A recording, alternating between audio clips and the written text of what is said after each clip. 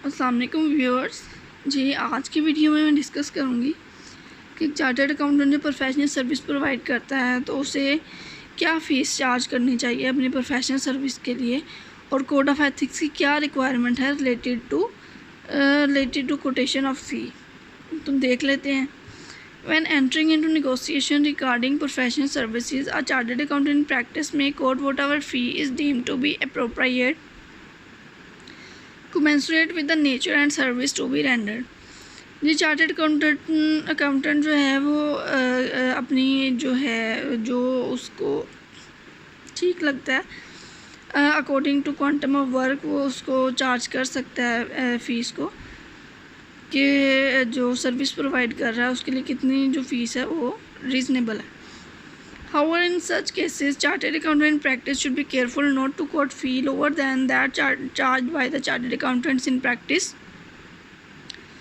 previously carrying out the audit, unless scope and quantum of work materially differs from the scope and quantum of work carried out by the previous auditor, as it could then be regarded as undercutting। जी, chartered accountant जो fees है वो code की requirement है कि उस fees से कम नहीं होनी चाहिए जो कि प्रीवियसली चार्टर्ड अकाउंटेंट ने सेम काम परफॉर्म करने के लिए चार्ज की है।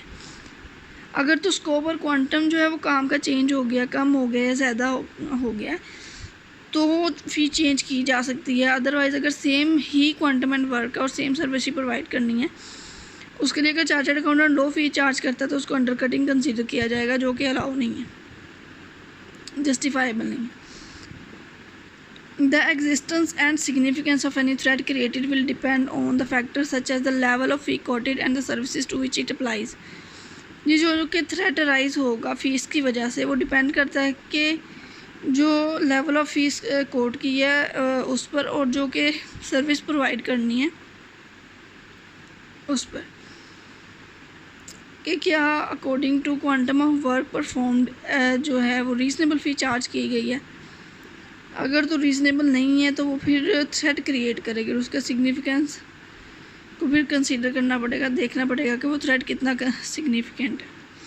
The significance of any threat shall be evaluated and safeguards applied when necessary to eliminate the threat और reduced it to an acceptable level.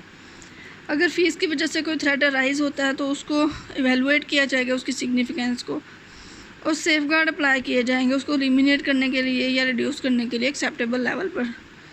देख लेते हैं वो सेफगार्ड्स कौन से हैं।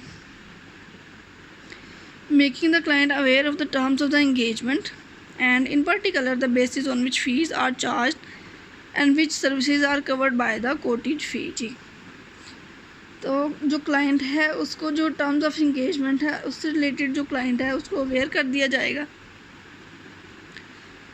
और उसे बताया जाएगा कि किन बेसिस पर फ़ीस चार्ज की गई है और ये किन सर्विसेज को ये जो फ़ीस है वो कवर करती है, कि इतनी फ़ीस में हम कौन कौन सी सर्विस प्रोवाइड करेंगे। Assigning appropriate time and qualified staff to the task, जो है असाइनमेंट को परफॉर्म करने के लिए जो रिक्वायर्ड टाइम है वो असाइन किया जाएगा, जिसमें कि क्वालिटी सर्विस प्रोवाइड की जा सके, और क्वालिफाइड स्टाफ उस काम को परफॉर्म करने के लिए एलोकेट किया जाएगा।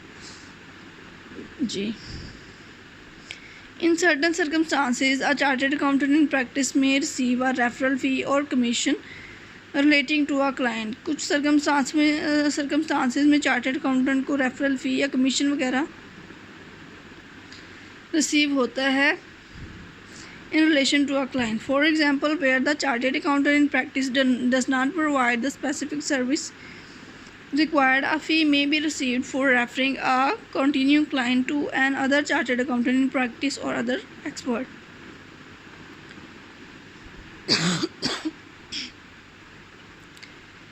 जी, तो इसकी एग्जांपल ये है कि चार्टर्ड अकाउंटेंट इन प्रैक्टिस जो सर्विसेज प्रोवाइड कर रहा है ना, अगर क्लाइंट कोई ऐसी सर्विस लेना चाह रहा है चार्टर्ड अकाउंटेंट से जो कि वो प्रोवाइड नहीं कर रहा, चार्टर्ड अकाउंटेंट अपने जो कंटिन्यूइंग क्लाइंट है उसको रेफ़र कर देगा किसी दूसरे चार्टर्ड अकाउंटेंट इन प्रैक्टिस को या अदर एक्सपर्ट को।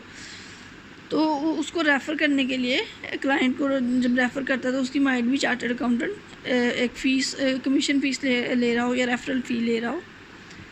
A chartered accountant in practice may receive a commission from a third party, for example, a software vendor, in connection with the sale of goods or services to a client. ये भी हो सकता है कि chartered accountant का किसी vendor के साथ कोई कॉन्ट्रैक्ट हुआ है कि वो उसे जो है वो कस्टमर्स प्रोवाइड करेगा, उसके बेसिस पर कमीशन या रेफरल फ़ी रिसीव करेगा। तो ये चीज़ कॉन्फ्लिक्ट ऑफ इंटरेस्ट राइज कर सकती है, और तो इसको देखना पड़ेगा कि ये जो कॉन्फ्लिक्ट ऑफ इंटरेस्ट है वो जो फंडामेंटल प्रिंसिपल है उनके लिए थ्रेट राइज ना कर दे, उनके साथ कंप्लाइंस शायद पॉसिबल ना हो अगर कॉन्फ्लिक्ट ऑफ इंटरेस्ट राइज हो जाए तो। एक्सेप्टिंग सच अ रेफरल फ़ी और commission creates a self interest threat to objectivity and professional competence and due care. तो जो इस किस्म का रेफरल अरेंजमेंट है वो थ्रेट टू कंप्लाइंस राइज कर सकता है to objectivity and professional competence and due care. A chartered accountant in practice may also pay a referral fee to obtain a client.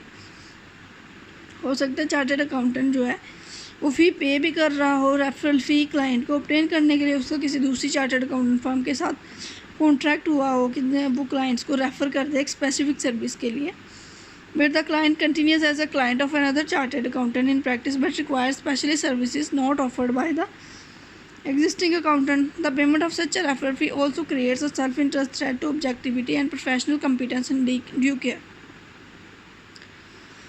तो ये जो रेफरल फी का जो अरेंजमेंट है ये भी सेल्फ इंटरेस्ट थ्रेट क्रिएट करता है ऑब्जेक्टिविटी को and professional competence and due care को। तो ये जो थ्रेट है इसकी सिग्निफिकेंस को देखना पड़ेगा। थ्रेट ऑफ सिग्निफिकेंस, जो कि सिग्निफिकेंस है थ्रेट की, उसको देखना पड़ेगा। Shall be valuated as safeguards applied when necessary to eliminate the threat और reduce it to an acceptable level. Examples of such safeguard include, यानी कि जब रेफरल फ़ी की वजह से थ्रेट राइज होगा to compliance with fundamental principles, तो उसके सिग्निफिकेंस को इवेलुएट किया जाएगा और जो सेफगार्ड्स हैं वो अप्लाई किए जाएंगे उनको एलिमिनेट करने के लिए या रिड्यूस करने के लिए टू एन एक्सेप्टेबल लेवल। तो वो सेफगार्ड्स क्या हैं वो देख लेते हैं। Disclosing to the client any arrangements to pay a referral fee to another chartered accountant for work referred. जो चार्टर्ड अकाउंटेंट है वो क्लाइंट को जो है वो डिस्क्लोज़ कर देगा कि उसमें और जिस चार्टर्ड अकाउंटेंट को वो क्लाइंट को रेफ़र कर रहा है सर्विस के लिए उनमें रेफरल फ़ी अरेंजमेंट है।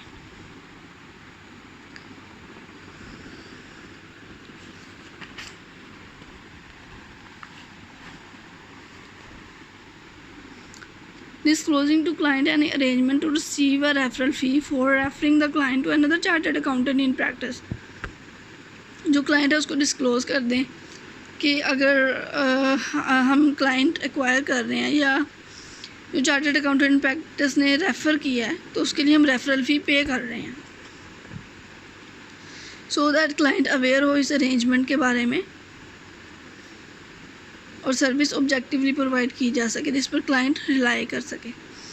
Obtaining advance agreement from the client for commission arrangements in connection with the sales by a third party of goods और services to the client. A chartered accountant in practice may purchase or are part of another firm on the basis that payments will be made to individuals formally owing the firm or to their heirs or estates. Such payments are not regarded as commission or referral fees for the purpose of these paragraphs. Hopefully आपको understanding develop हो गई होगी कि एक chartered accountant क्या फ़ी charge करेगा अपनी professional service के लिए, और अगर वो जो है रेफरल फ़ीस वगैरह या कमीशन चार्ज कर रहा है क्लाइंट को किसी other chartered accountant in practice को रेफ़र करने के लिए, तो इससे कौन से थ्रेट्स राइज होते हैं और इन थ्रेट्स के लिए कौन कौन से सेफगार्ड्स हैं। होपफुली आपको वीडियो अच्छी लगी होगी। Thanks for watching my video. Allah हाफिज़।